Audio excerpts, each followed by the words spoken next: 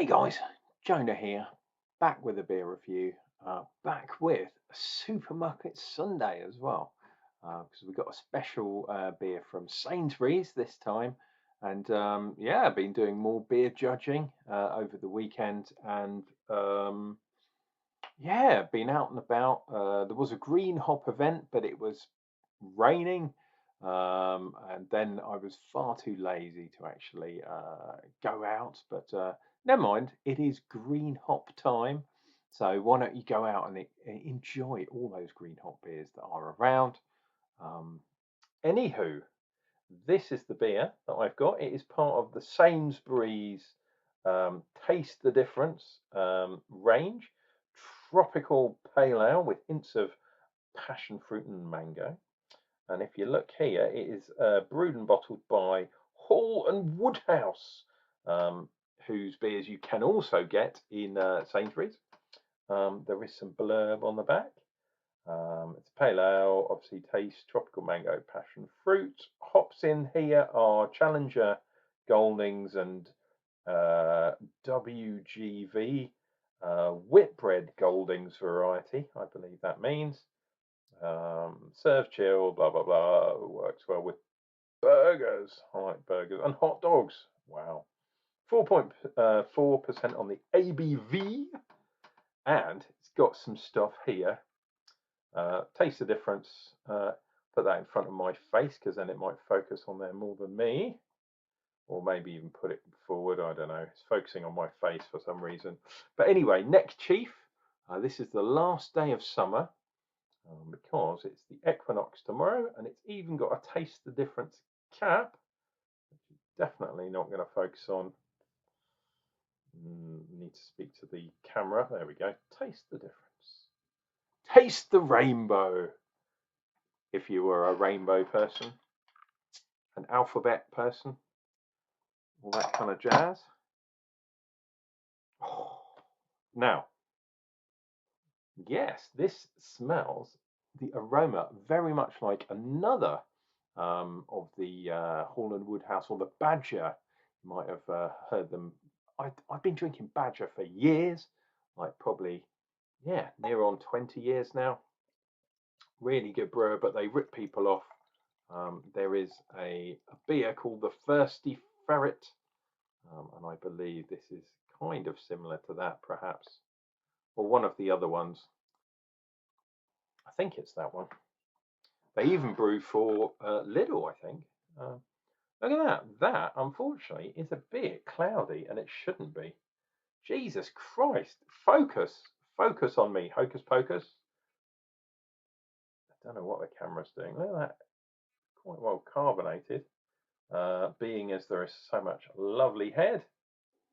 Finger's head of lovely white bubbles, giving me a frothy kind of head. I do that, will it focus? Probably not. I need to speak to the cameraman. But yeah, my God, that is definitely fizzing away, which is good. Like I say, this is a supermarket beer. Yeah, it's probably a dead beer. It's not a live one from, well, it doesn't say on the bottle that it's bottle conditioned, so I'm assuming it's not. Lovely tropical, fruity, yeah, mango, passion fruit aromas. Lots of nice hops in there, some local hops to us, although this is brewed down in Dorset.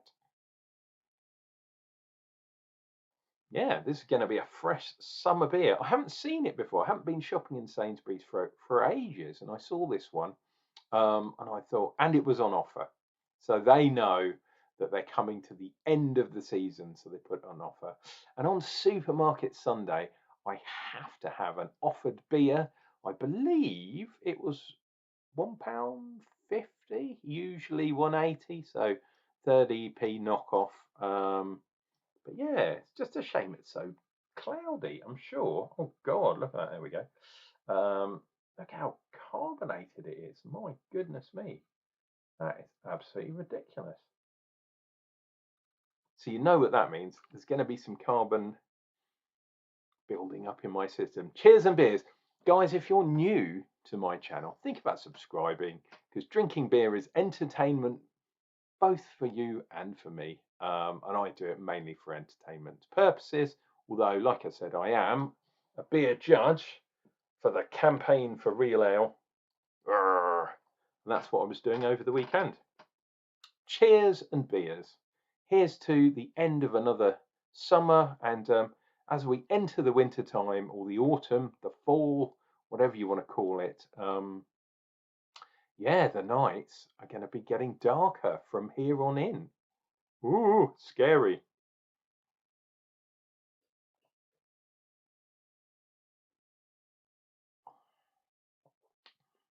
Wow, that certainly is fruity.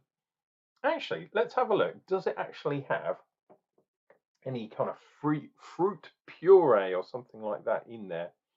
Let's see if we can get the actual ingredients. There we go. No. It should. Wow, that is kind of crazy. It doesn't actually give a breakdown of what's there. That is interesting. Surely, if it did have some sort of puree or whatever, it would say in there. But unfortunately, nothing at all. So, in those kind of situations, is all to be believed or not? That is the question, dear viewer. I don't know. Maybe that's cloudy because it's actually got some, yeah, some of that stuff in there.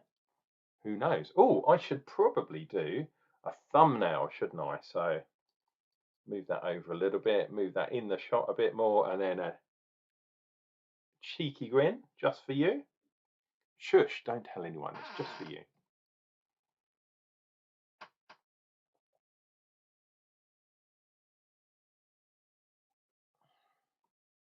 It's got quite a nice bitterness as well. There is a little bit of green hop there too, but I'm trying to pick out, is this, oh, pardon me, quite well carbonated, obviously. Is this just coming from the hops, or have they added something to this, either a flavoring or, you know, some sort of fruity puree type thing to give that kind of freshness? I kind of believe it either way, although the hops they've used don't necessarily, they're not superbly fruity.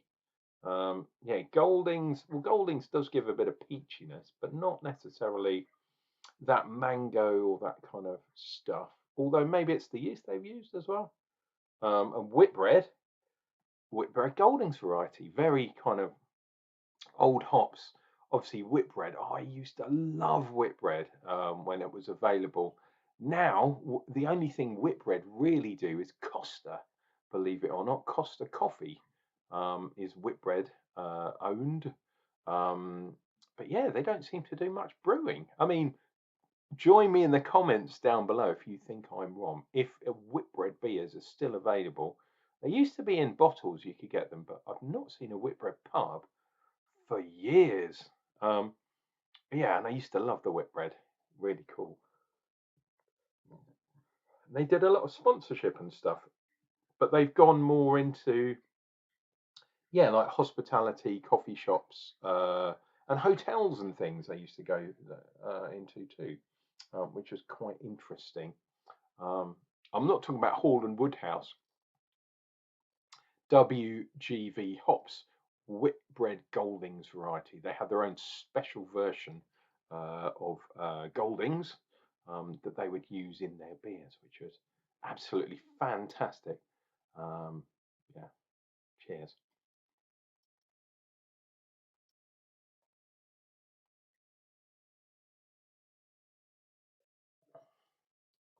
Oh.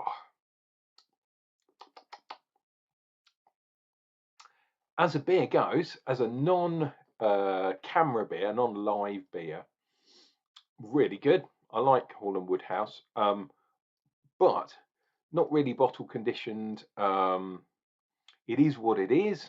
You do see some of their varieties sometimes on cask. I haven't seen one for a while, But if you go to the supermarket, you can pick up their Badger beers very, very easily. Um, this one brewed especially for Sainsbury's, really fresh, really summery, light at 4.4%, exactly what you want over a barbecue in the summertime. And now they've got quite a bit left over and they're doing them for a special price. So yes, that works for me too. Wow, this is pretty fizzy. I'll tell you what's really good as well. Look at the lines on there, the lacing. Look at foam watch. My God, there's all sorts of crazy sort of spikes. It looks like a hell scene. Some crazy kind of looking thing. When we look at yeah, look at the head. Look at that. It looks like, yeah, looks like Hades, kind of trees, kind of doom. You know, what is he talking about? I love looking at lacing on the glass. I think that's fantastic. And it's really nice to see that a beer that probably isn't bottle conditioned, because it doesn't give any information on there that it is, which usually means it isn't, although the slight haze could mean it's bottle conditioned. And in the opening of it, I've kind of yeah, disturbed the yeast cake at the bottom, but I very much doubt it. I don't know, can't really see through there, it's too dark. But yeah, I don't think this is a bottle conditioned beer, to be honest.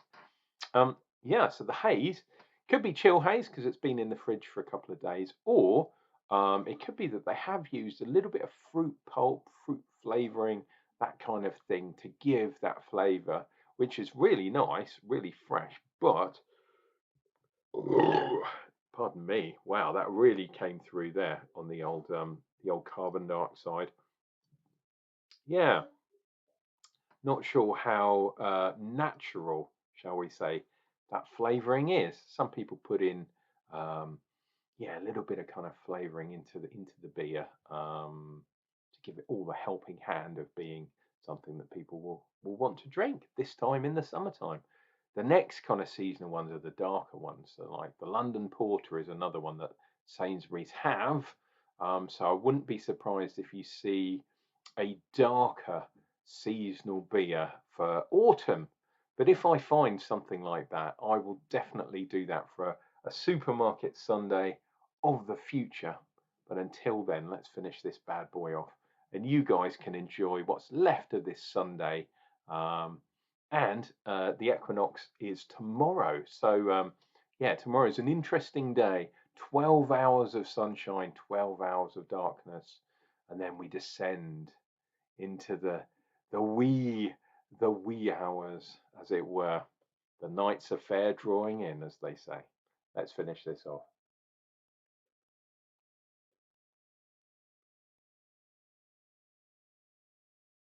Mm. Take care of yourselves. Take care of each other. Come back and see Unclejona because I'll be doing another beer review, and that'll be coming up real soon.